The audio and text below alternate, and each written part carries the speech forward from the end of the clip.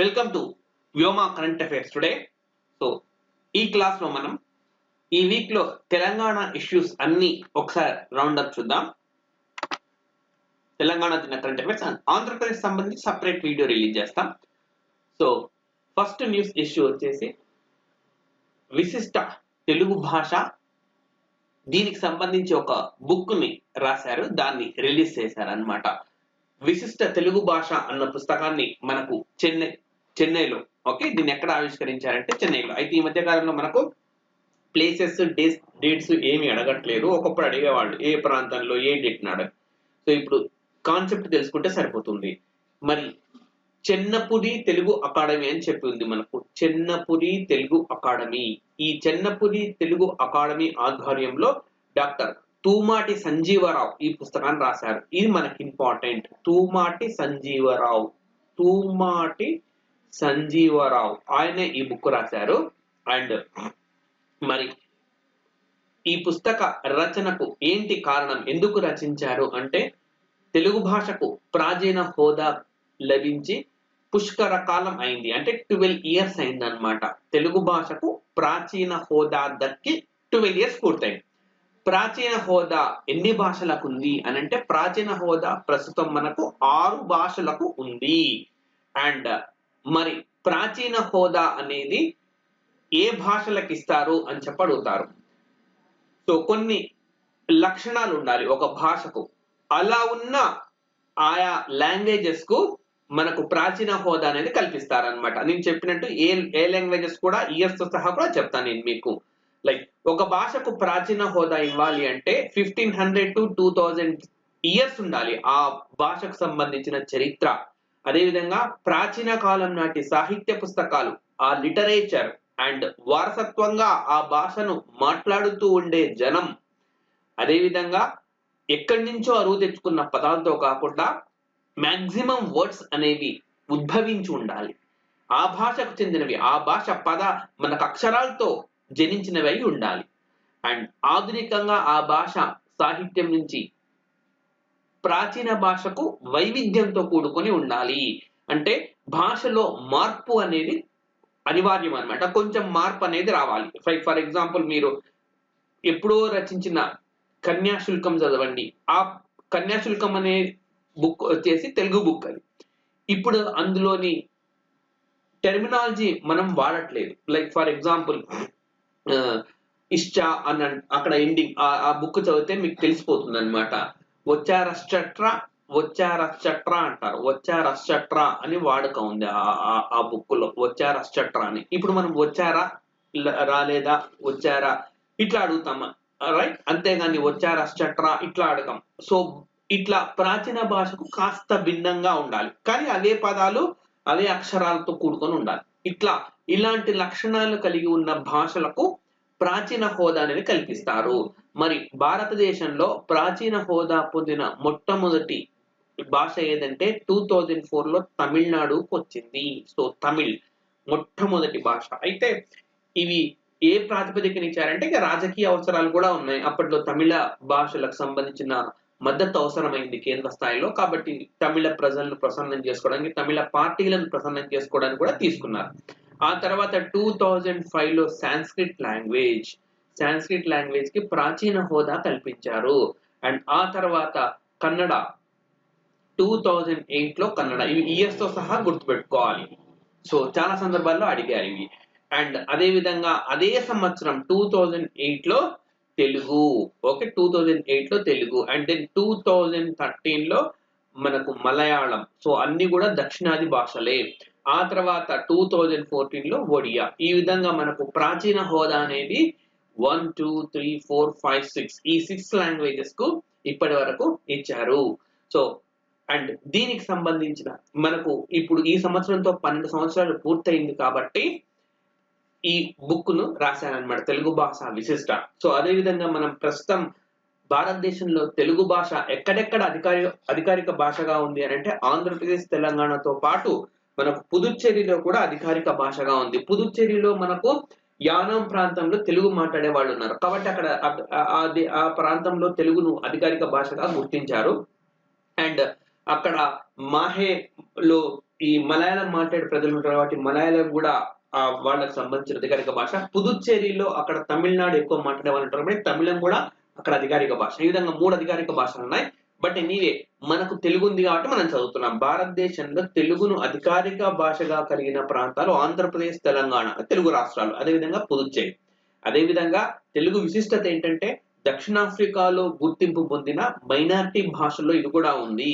And అదేవిధంగా అమెరికాలో ఒక జాబితా తయారు చేశారు, వేగంగా విస్తరిస్తున్న భాషల జాబితా, అందులో తెలుగు కూడా ఉంది. అండ్ అదేవిధంగా భారతదేశంలో ఈ ఎక్కువ భాష ఏది మాట్లాడతారు ర్యాంకింగ్ అని తీసుకుంటే 4వ స్థానంలో మనకు తెలుగు ఉంటుంది. రైట్. సో ఇది మనకు ఇచ్చిన అంశము. అండ్ ఈ వీక్ లో మనకు తెలంగాణకు సంబంధించిన విధానాలు, దార్శనిక పత్రాలు, ఓకే, విజన్స్, ఇవన్నీ కూడా చూద్దాం. ఫస్ట్ వచ్చేసి Telangana life sciences vision. Okay, Telangana life sciences vision. So join అయిన ఆస్పిరెంట్స్ అందరికి కూడా ఈ పీడిఎఫ్ అనేది అందిస్తాం అన్నమాట. ఇక్కడ క్లాస్ లో ఏదైతే టీచ్ చేస్తున్నామో అదంతా ఎగ్జాక్ట్ గా మీకు పీడిఎఫ్ లో ఉంటుంది.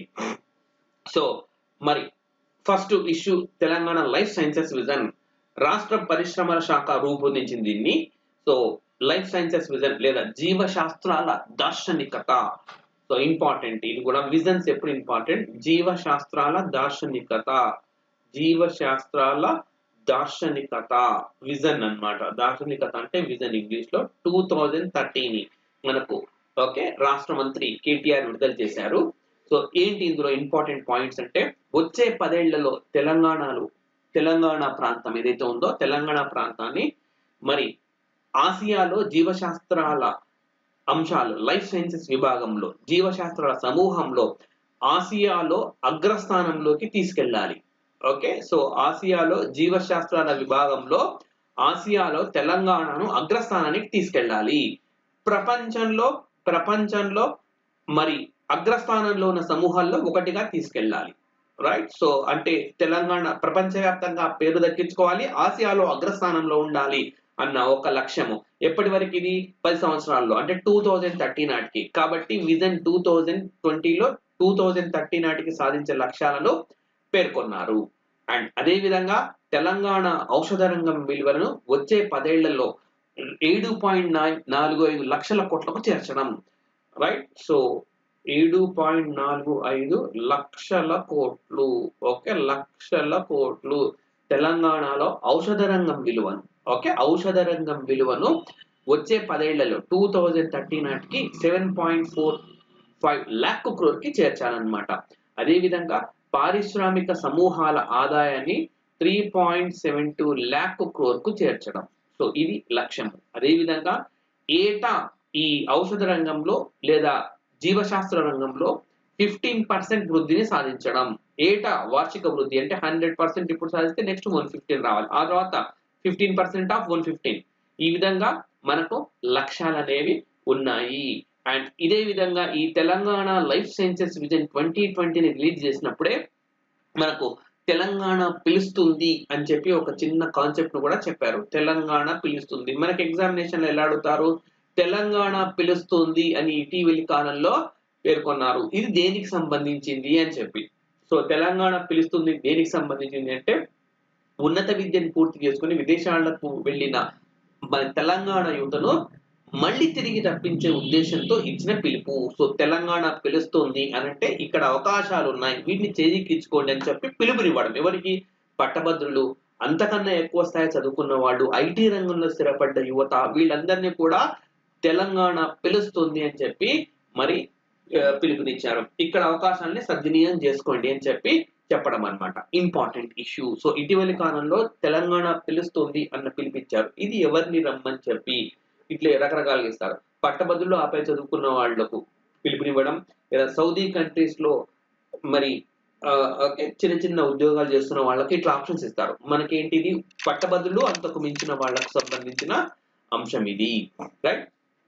అండ్ నెక్స్ట్ డిజిటల్ తెలంగాణ నివేదిక. సో నివేదికలు దార్శనిక పత్రంలోనే ఉన్నాం మనం. అండ్ సో డిజిటల్ తెలంగాణ సమర్థ పౌర నిర్వహణ, ఇది ఒక నివేదిక. ఓకే, డిజిటల్ తెలంగాణ సమర్థ పౌర నిర్వహణ. దీన్ని మళ్ళీ రాష్ట్ర మంత్రి కేటీఆర్ రిలీజ్ చేశారు. సో దీంట్లో ఇంపార్టెంట్ ఇష్యూస్ ఏమున్నాయంటే ఇతర రాష్ట్రాలతో పోలిస్తే మరి తెలంగాణ సీఎం కార్యాలయం తన కార్యాలయ నిర్వహణలో తెలంగాణ డిజిటల్ మాధ్యమ విభాగం 3వ స్థానంలో ఉంది. రైట్. సో ఒక సింపుల్ గా చెప్పాలి అంటే మనకు సీఎం కార్యాలయం పౌరులకు డిజిటల్ సేవలు అందించాలి. అలా డిజిటల్ సేవలు అందించే ఈ అంశంలో తెలంగాణ 3వ స్థానంలో ఉంది. అదే విధంగా మరి తెలంగాణలో ఈ డిజిటల్ సేవలను ఫాలో అవుతున్న వాళ్ళ సంఖ్యను తీసుకుంటే మాత్రం అగ్రస్థానంలో ఉంది. అంటే ఎక్కువ మంది ప్రజలు ఈ డిజిటల్ సేవలను స్వీకరిస్తున్నారు తెలంగాణలో. అండ్ దెన్ అదేవిధంగా రాష్ట్ర డిజిటల్ మాధ్యమం ద్వారా ప్రతి నెల 3 కోట్ల మందికి తెలంగాణలో సేవలు అందిస్తున్నారు రాష్ట్ర డిజిటల్ మాధ్యమం ద్వారా. సో డిజిటల్ సర్వీసెస్ ద్వారా ఎంతమందికి సేవలు అందుకున్నాయంటే 3 కోట్ల మందికి సేవలు అందుతున్నాయి. అదేవిధంగా తెలుగు భాషలో వెబ్సైట్ల ఏర్పాటుతో పాటు తెలుగు యూనికోడ్ ఫాంట్ పై కూడా ఇక్కడ శిక్షణ ఇస్తున్నట్టుగా మనకు నివేదికలో పేర్కొన్నారు. సో ఇవి మనకు తెలంగాణ డిజిటల్ నివేదికలో ఉన్న ఇంపార్టెంట్ ఇష్యూస్. అండ్ దెన్ ఇంకొక అంశము మనకు 10th టిఎస్ బిపాస్ అనేది ప్రారంభంగా ఉంది. నవంబర్ 10th ఇప్పుడు ఇంకా నవంబర్ 8 అంటే ఎల్లుండి స్టార్ట్ అవుతుంది అనమాట. సో ఏంటి ఈ టిఎస్ బిపాస్ దేనికి సంబంధించింది అంటే అన్ని పురపాలక సంఘాలు నగరపాలికల పరిధిలో భవన నిర్మాణాలు లేఅవుట్లకు వేగంగా అనుమతులు ఇచ్చేందుకు రూపొందించింది టిఎస్ బిపాస్. సో దీంట్లో ఏంటి అంటే అనుమతులు వేగంగా వస్తాయి అండ్ ఎలాంటి లంచాలు ఇవ్వకుండానే పౌరులు ఈ టిఎస్ బిపాస్ ద్వారా తమ ఇళ్ల నిర్మాణాలకు సంబంధించి అనుమతుల్ని పొందొచ్చు అనమాట. సో ఇక్కడ మీరు 2 గుర్తుపెట్టుకోవాలి, 75 and 500. ఓకే, 75 and 500 ఈ 2 గుర్తుపెట్టుకుంటే సరిపోతుంది. సో ఈజీగా గుర్తుంటుంది మీకు 75, 500. సో 75 ఇక్కడ ఉద్దేశం ఏంటంటే చదరపు గజాలు, 75 స్క్వేర్ ఫుట్ అన్నమాట. ఓకే, చదరపు గజాలు. సో 70 చదరపు గజాల్లో ఇల్లు కట్టుకుంటున్నారు అంటే పేదలై ఉంటారు కాబట్టి వీళ్లకు ఎలాంటి అనుమతి అవసరం లేదు. జస్ట్ ఆన్లైన్ లో లాగిన్ అయి ₹1 చెల్లించి ఇల్లు కట్టేసుకోవచ్చు. 75 చదరపు గజాల్లోనే ఇల్లు కట్టుకుంటున్నారంటే పేదలు కాబట్టి పేదలకు ఎలాంటి ఫీజు లేదు, కేవలం ₹1 లాగిన్ కావడం, ₹1 పే చేయడం, ఇల్లు కట్టేసుకోవడం. 75 తర్వాత 500. రైట్. మరి 500 చదరపు మీటర్ల విస్తీర్ణం, దీనికి సంబంధించి మళ్ళీ 2 పారామీటర్స్ ఉన్నాయి. So less than 10, more than 10, finish. ఇట్లా ఈజీగా మీరు గుర్తుపెట్టుకోవచ్చు. సో 500 చదరపు మీటర్ల విస్తీర్ణంలో ఉండే స్థలంలో గరిష్టంగా 10 మీటర్ల ఎత్తు వరకు నిర్మించే భవనాలు, అంటే 10 or అంతకన్నా తక్కువ నిర్మించే భవనాలకు మనకు స్వీయ ధృవీకరణ పత్రం ద్వారా అనుమతి లభిస్తుంది. స్వీయ ధృవీకరణ పత్రం, సెల్ఫ్ సర్టిఫికేషన్ అంటారు దీన్ని. సెల్ఫ్ సర్టిఫికేషన్ అంటే నేను ఇల్లు కట్టుకుంటున్నాను, ఇది 500 చదరపు మీటర్ల విస్తీర్ణంలో ఉంటుంది కానీ ఎత్తు 9 ఉంటుంది అని చెప్పి తనకు తానుగా స్వీయ ధృవీకరణ పత్రం ఇచ్చి ఇల్లు కట్టేసుకోవచ్చు. రైట్. అండ్ సెకండ్ కేస్ 10 మీటర్ల కన్నా ఎక్కువ ఉండే భవనాలకు, ఇవి వాణిజ్య భవనాలు అవుతుంటాయి. సో వీటికి అనుమతి తీసుకోవాలి. అయితే సింగిల్ విండో సిస్టమ్ అనేది ఉంటుంది. సింగిల్ విండో, సింగిల్ విండో అంటే ఒకే ఒక దగ్గర పర్మిషన్. మనకు తెలుసు గవర్నమెంట్ హాస్పిటల్కి వెళ్తే ఇక్కడికి వెళ్తే అక్కడికి వెళ్ళండి అక్కడికి ఇట్లా అంటూ ఉంటారు. అలా లేకుండా సింగిల్ విండో, ఒకే ఒక విండోలోకి వెళ్ళి దరఖాస్తు చేసుకుంటే 21 days లో అనుమతి వస్తుంది. మరి 21 days లో అనుమతి రాకుంటే అనుమతి వచ్చిందని చెప్పి నిర్మించుకోవచ్చు. So that's all. మీరు ఇంకా ఈ టిఎస్ బిపాస్ ని ఈజీగా గుర్తుపెట్టుకోవచ్చు. 75, 500. 500 లో 2 కేసులు, less than 10 or equal to 10 and greater than 10. So 75 అయితే ₹1 పే చేయడం, లెస్ దాన్ 10 అయితే స్వీయ ధృవీకరణ పత్రం ఇవ్వడం, మోర్ దాన్ 10 అయితే సింగిల్ విండో సిస్టమ్ ద్వారా 21 days లో అనుమతి సంపాదించుకోవడం. That's all. ఇది టిఎస్ బిపాస్ మనకి ఎగ్జామినేషన్ పాయింట్ ఆఫ్ వ్యూ కు ఇంపార్టెంట్ అయిన అంశము. అండ్ పథకాల అమలు తీరు, విధులు. ఓకే, ఈ అంశాలను కూడా ఇప్పుడు మనం చర్చిద్దాం. సో రైతు వేదిక ప్రారంభమైంది. తెలంగాణలో మనకు రైతు వేదికను ఈ వారంలోనే రాష్ట్ర ముఖ్యమంత్రి ప్రారంభించారు. ఎక్కడ ప్రారంభించారు? రైట్, ఇక్కడ చూడండి, జనగాం జిల్లాలో ప్రారంభించారు. ఓకే, జనగాం జిల్లాలో ప్రారంభించారు. సో ఇది మనకు జనగాం జిల్లా కొడకండలో ప్రారంభించారు. సో ఈ జనగామ జిల్లా అనేది ఒకప్పుడు వరంగల్లో భాగంగా ఉండింది. రైట్. అయితే మనకు జిల్లాల పునర్వ్యవస్థీకరణ చేసినప్పుడు అక్టోబర్ 11th 2016 ఇది ఈ జనగాం అనే ఒక జిల్లాగా ఏర్పాటు చేశారు. దీన్ని ఒకప్పుడు జైన్ గావ్ అనేవాళ్ళు. జైన్ గావ్ అంటే జైన్లో ప్రసిద్ధి ఇది ఈ ప్రాంతం. జైన్ గావ్ కాస్త జనగావ్ అయింది. ఓకే, జనగావ్ అయింది. సో జైన్లు ఒక మైనారిటీస్, భారతదేశంలో ఉండే మైనారిటీస్ లో జైనులు కూడా ఒక మైనారిటీ వర్గమే. సో మనకి ఈ జనగాం మీరు ఇంకా క్లియర్ గా కూడా నేను మ్యాప్ లో చూపిస్తాను. సో ప్రతి అంశం కూడా ఈ విధంగా మ్యాప్ల ద్వారా జిల్లాలకు సంబంధించి నేర్చుకోవడం ద్వారా మనకు బాగా గుర్తుంటే జీకే పైన ముఖ్యంగా మనకు 33 జిల్లాలు ఏర్పడిన తర్వాత ఇప్పటి వరకు ఒక్కసారి కూడా ఎగ్జామ్ ఏది కూడా కండక్ట్ చేయలేదు. కాబట్టి రాబోయే ఎగ్జామ్ మొత్తం కూడా మ్యాప్ బేస్డ్ గా ఉండబోతాయి. సో మ్యాప్ ద్వారా నేర్చుకుంటే మీకు జాగ్రఫీ కూడా పూర్తిగా వచ్చేస్తుంది. తెలంగాణకు సంబంధించి జాగ్రఫీ, ఎకానమీ పైన మనకు కరెంట్ అఫైర్స్ రిలేటెడ్ గానే చదవాల్సి ఉంటుంది. సో జనగామ జిల్లాకు ముందే చెప్పినాను మీకు, వరంగల్ నుంచి విడిపోయింది అండ్ కొంత భాగం నల్గొండ నుంచి కూడా వచ్చింది. ఈ ఒక్క పాయింట్ ద్వారా మనము ఈ జిల్లాలు, దీనికి సరిహద్దు జిల్లాలను ఈజీ గుర్తుపెట్టుకోవచ్చు. వరంగల్ అర్బన్ తో ఉంది, వరంగల్ రూరల్ తో ఉంటుంది, మహబూబాబాద్ ఇవన్నీ కూడా వరంగల్లో భాగం. అండ్ నల్గొండలోని కొన్ని ప్రాంతాలను తీసుకుందని చెప్పాను కాబట్టి సూర్యాపేట కూడా బార్డర్ ఉంది. ఎందుకంటే నల్గొండ నుంచి విడిపడింది సూర్యాపేట. అండ్ యాదాద్రి భువనేశ్వర్ తో కూడా మనకు ఉంటుంది. ఇది కూడా నల్గొండ జిల్లా నుంచి ఒకప్పుడు పార్ట్ గా ఉండింది. అండ్ ఎక్స్ట్రాగా మనకు వచ్చింది only Siddipet. Right, so easy గుర్తుపెట్టుకోవచ్చు. Warangal urban, Warangal rural, Mahabubabad, Suryapet and Yadadri Bhuvanagiri. Next ఒకటి ఎక్స్ట్రా సిద్దిపేట. That's all. ఇట్లా చుట్టుముట్టు మనకు 6 జిల్లాలతో మనకు జైన్ గావ్ గా పిలవబడేది ఇది ఒకప్పుడు. ఇప్పుడు జనగాంగా మారింది. సో మనకు మరి ఇక్కడ ఏంటి ఇంపార్టెన్స్, ఏం జరిగింది? మొత్తం తెలంగాణ మ్యాప్ ఇది. సో రైతు వేదికను ప్రారంభించారు. ఎందుకు ఈ రైతు వేదికలు అంటే రైతులంతా ఒక్కో చోట కూర్చొని వ్యవసాయంలో మెలకువలు తెలుసుకునేందుకు వీలుంటుంది. మరి రాష్ట్ర వ్యాప్తంగా 2601 వేదికలను ఏర్పాటు చేశారు. మొత్తం ఇందుకు గాను చేసిన వ్యయం 600 crore rupees. ఓకే, 600 కోట్ల వ్యయం ఇక్కడ చేశారు. సో ఈ నిపుణులు కూడా ఇక్కడికి వస్తారనమాట. అండ్ నిపుణులు వచ్చి ఇక్కడ రైతులకు అవసరమైన సలహాలు, సూచనలు ఇస్తూ ఉంటారు. ఒక్కొక్క వేదికకు మనకు ఎంత ఖర్చు చేశారంటే 22 lakhs మేర ఖర్చు చేశారు. ఒక్కొక్క వేదికకు 22 lakhs మేర ఖర్చు చేశారు. ఇందులో 12 లక్షలు వచ్చేసి మనకు వ్యవసాయ శాఖ భరించింది. అండ్ మరి మరో 10 లక్షలు ఎవరు భరించారు అనంటే మరో 10 లక్షలు మనకు MGNREGS, okay, Mahatma Gandhi national rural employment guarantee scheme లో భాగంగా వీటిని కన్స్ట్రక్ట్ చేశారు కాబట్టి అక్కడి నుంచి మనకు వచ్చాయి. మరి ప్రతి రైతు వేదికలో మనకి ఏముంటాయంటే 2 rooms ఉంటాయి ప్లస్ 2 toilets ఉంటాయి. 2 rooms అండ్ 2 toilets అనేవి ఉంటాయి. అండ్ ప్లింత్ ఏరియా వచ్చేసి 046 ప్లింత్ ఏరియా. ఇవి గుర్తుపెట్టుకోవాలంటే మ్యాండేటరీగా గుర్తుపెట్టుకోవాలి. ఎందుకు అంటే మనకు ఆల్రెడీ గతంలో జరిగిన తెలంగాణ ఎగ్జామినేషన్ లో like for example double bedroom ఇల్లు ఎంత వైశాల్యంలో నిర్మిస్తున్నారు ఇట్లాంటివి కూడా అడిగారు. కాబట్టి నేషనల్, ఇంటర్నేషనల్ లెవెల్లో గణాంకాలు కాకపోయినా రాష్ట్ర స్థాయిలో వచ్చే ఈ గణాంకాలను మాత్రం తప్పనిసరిగా గుర్తుపెట్టుకోవాలి. అండ్ మరి ఈ వేదికలు ఎందుకు ఉపయోగపడతాయని అడిగితే ఎగ్జామినేషన్ లో రైతుల నైపుణ్యాలను పెంచేందుకు ఉపయోగిస్తారు. మరి ఇక్కడ వాటర్ సప్లై ఎక్కడి నుంచి ఉంటుందంటే మిషన్ భగీరథలో భాగంగా వచ్చే వీటికి కూడా తరలిస్తారు. చూడండి, ఈ ఒక్క ఇష్యూలో మనం మిషన్ భగీరథ గురించి నేర్చుకోవచ్చు. Mahatma Gandhi national rural employment guarantee చట్టం యాక్ట్ ప్రకారం అది కూడా ఇందులో మనము నేర్చుకోవచ్చు. ఇంపార్టెంట్ ఇష్యూ ఇది. రైట్, సో ఫర్దర్ మనం కరెంట్ అఫైర్స్కి వెళ్లే ముందు ఆస్పిరెంట్స్ అందరికి ఒక రిక్వెస్ట్. సో ఇదే విధంగా చాలా కాంప్రహెన్సివ్ గా మేము national, international, bilateral, economy, science and technology, sports, persons in news and ఇక్కడ మీకు కేవలం జరిగిన అంశానికి జరిగినట్టుగా కాకుండా దానికి జీకే అంశాలు, జనరల్ స్టడీస్ అంశాలు అండ్ ఈ కరెంట్ ఈవెంట్ అంశాలు ఇవన్నీ కూడా సాధ్యమైన చోటల్లా మెమరీ టెక్నిక్స్ తో సహా నేర్పిస్తూ ఉన్నాము.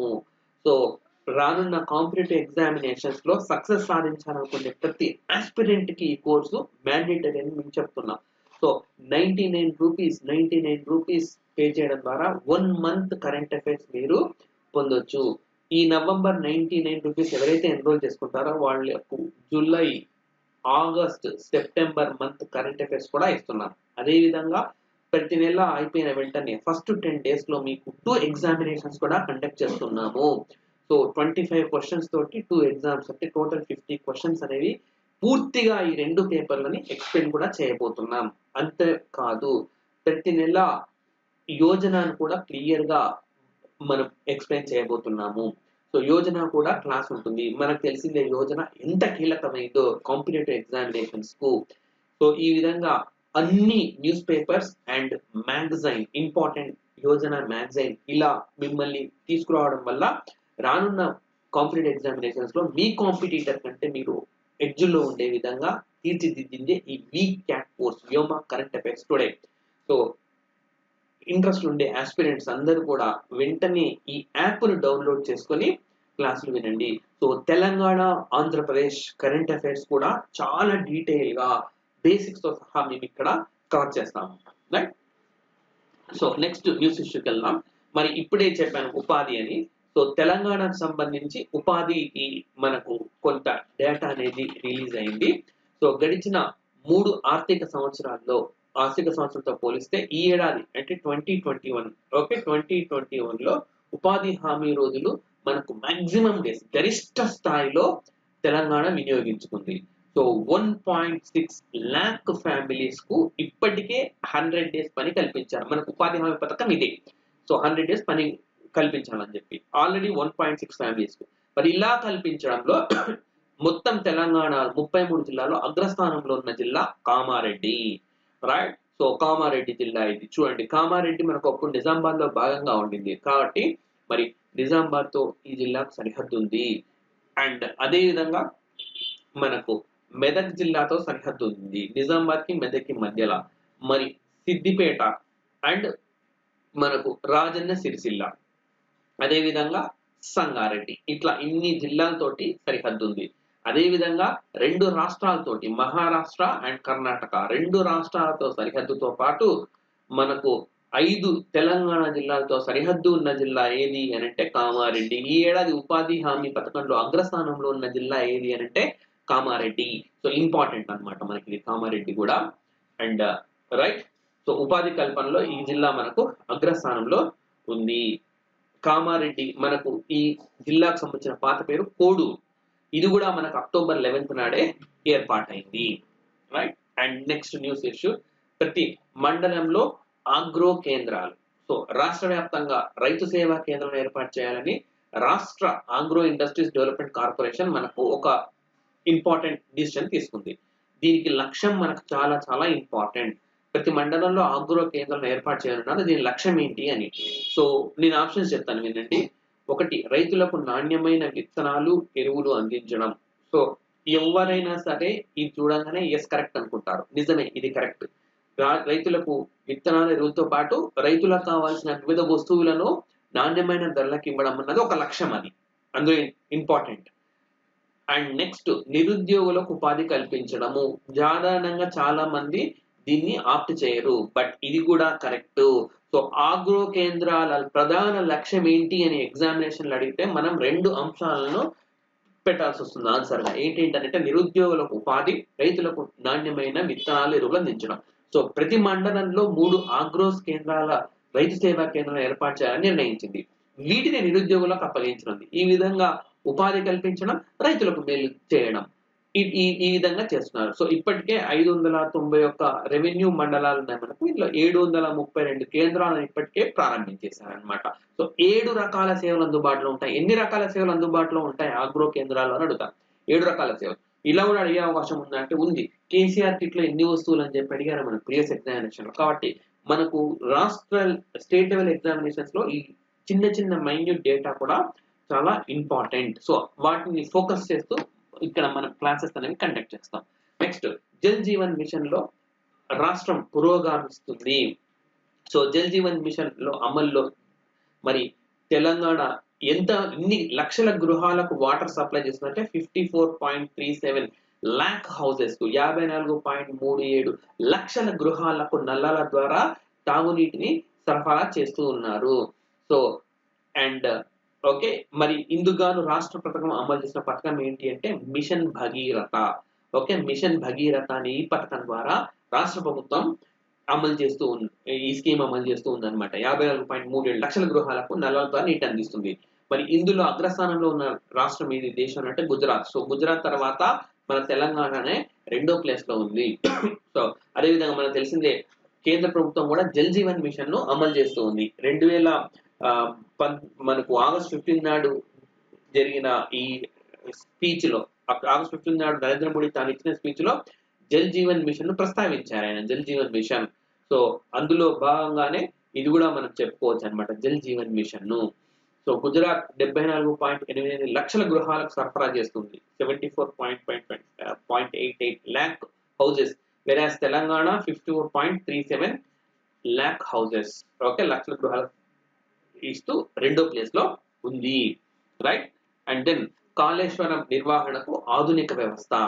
సో మనకు కాళేశ్వరం ఎత్తిపోతల పథకంలో మనకు పంప్ హౌసులు, జలాశయాలు, కాల్వలను సమర్థంగా నిర్వహించడానికి అండ్ అదేవిధంగా మోడర్న్ టెక్నాలజీ, ఆధునిక సాంకేతిక వినియోగాన్ని చేసుకోవడం కోసం ప్రత్యేక వ్యవస్థను ఏర్పాటు చేశారు. సో మరి దీనివల్ల ఎలాంటి ప్రయోజనం ఉంది అని అంటే, జలాశయాల్లో ఎంత నీరు ఉంది, ఎంత నీరు అవసరం, భూగర్భ జలాల పరిస్థితి ఏంటి, వర్షాపాతం వివరాలు అండ్ నదుల ద్వారా ఎంత నీరు వస్తుంది, ఇవన్నీ డేటా, కంప్లీట్ డేటా ఇంజనీర్లకు అందుబాటులో ఉంటుంది. మరి ఎవరు దీన్ని డెవలప్ చేస్తున్నారు, దీనికి మొత్తం రెస్పాన్సిబిలిటీగా ఎవరితో గవర్నమెంట్ అగ్రిమెంట్ కుదుర్చుకుంది అంటే వార్నర్ ల్యాబ్స్ తోటి అగ్రిమెంట్ అనేది కుదుర్చుకుంది. మరి ఈ వార్నర్ ల్యాబ్స్ సాఫ్ట్వేర్ మొబైల్ యాప్లను తయారు చేస్తుంది. అండ్ తయారు చేయడమే కాదు, 5 years పాటు ఈ కంప్లీట్ యాప్ ని మెయింటెనెన్స్ చేసే బాధ్యత, నిర్వహించే బాధ్యత కూడా అదే. ఇది మాత్రమే కాకుండా ప్రభుత్వ ఇంజనీర్లకు శిక్షణ ఇస్తుంది, వీటి నిర్వహణకు సంబంధించి డేటా ఎప్పటికప్పుడు అప్లోడ్ సంబంధించింది. ఇంత చేయడం వల్ల ఏంటి అంటే, నేరుగా ముఖ్యమంత్రి కార్యాలయం నుంచే సలహాలు, సూచనలు ఇంజనీర్లకు అందే వ్యవస్థ కూడా ఇందులో అంతర్భాగంగా ఉంటుంది. So very very important issue మనకు. అండ్ దెన్ నీటి సంరక్షణలో వికారాబాద్ కు గుర్తింపు లభించింది. సో వికారాబాద్, మీరు ఇక్కడ జిల్లా చూడొచ్చు మనకు. ఓకే, వికారాబాద్ మూసీ నది పుట్టే ప్రాంతం, అనంతగిరి కొండల్లో పుడుతుంది. తెలంగాణలో అనంతగిరి కొండల్లో మనకు మూసీ నది జన్మిస్తుంది. సో పద్మనాభ స్వామి దేవాలయం అక్కడే ఉంటుంది, అనంతగిరి హిల్స్ కూడా అక్కడ ఉంటాయి మనకు. సో ఉమ్మడి రాష్ట్రంగా ఉన్నప్పుడు ఆంధ్ర ఊటీగా కూడా ఈ ప్రాంతానికి పేరు ఉండింది అనమాట. సో మరి ఈ వికారాబాద్ జిల్లాలకు ఏ జిల్లాలతో బార్డర్ ఉందంటే సంగారెడ్డి అండ్ అదే విధంగా మహబూబ్నగర్ జిల్లా అండ్ రంగారెడ్డితో మనకి ఈజీగా గుర్తుండిపోవాలి, ఎందుకంటే ఒకప్పుడు ఇది రంగారెడ్డి జిల్లాలో భాగం, కానీ ఇప్పుడు ప్రత్యేకమైన జిల్లాగా అవతరించింది కాబట్టి రంగారెడ్డి జిల్లాలతో ఉంటుంది. అండ్ రంగారెడ్డి జిల్లా గతంలో మహబూబ్నగర్తో ఉంటుంది కాబట్టి దీంతో కూడా మహబూబ్నగర్. రంగారెడ్డి జిల్లా గతంలో సంగారెడ్డి అంటే మెదక్ జిల్లాతో ఉండింది, మెదక్ నుంచి విడిపడితే సంగారెడ్డి, కాబట్టి సంగారెడ్డి కూడా మనకు ఈ ఇప్పుడు దీనికి ఆనుకొని ఉన్న జిల్లాగా చెప్పుకోవచ్చు.